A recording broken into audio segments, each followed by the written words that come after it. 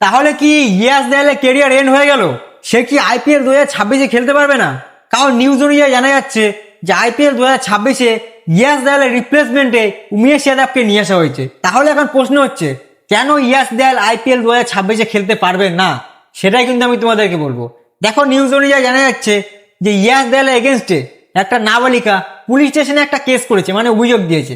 আর সেই অভিযোগে সে বলেছে ইয়াস দেয়াল নাকি গত 2.5 বছর ধরে তার উপর নাকি অত্যাচার করছে, তাকে নাকি ভয় দেখাচ্ছে, তার সাথে নাকি গত 2.5 বছর ধরে তাকে নাকি ধর্ষণ করেছে। তো এই অভিযোগ ইয়াস দেয়ালের এগেনস্টে কিন্তু পুলিশ স্টেশনে সে জমা করে। তারপরে স্বাভাবিকভাবেই পুলিশ তদন্ত শুরু করে এবং তদন্তে কিছু ভিডিও কল, কিছু অডিও কল এবং কিছু ছবি কিন্তু পুলিশ এই ইয়াস দেয়ালের এগেনস্টে পেয়ে যায়।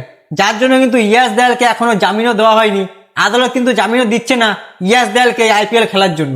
তো এবার কি মনে হচ্ছে তোমাদের, যে এলিগেশনটা লাগানো হয়েছে ইয়াস দেয়াল এগেনস্টে, সেটা কি সত্যি? যদি সত্যি হয় তাহলে যে শাস্তি দেওয়া উচিত সেটা যেন আদালত তাকে দেয়।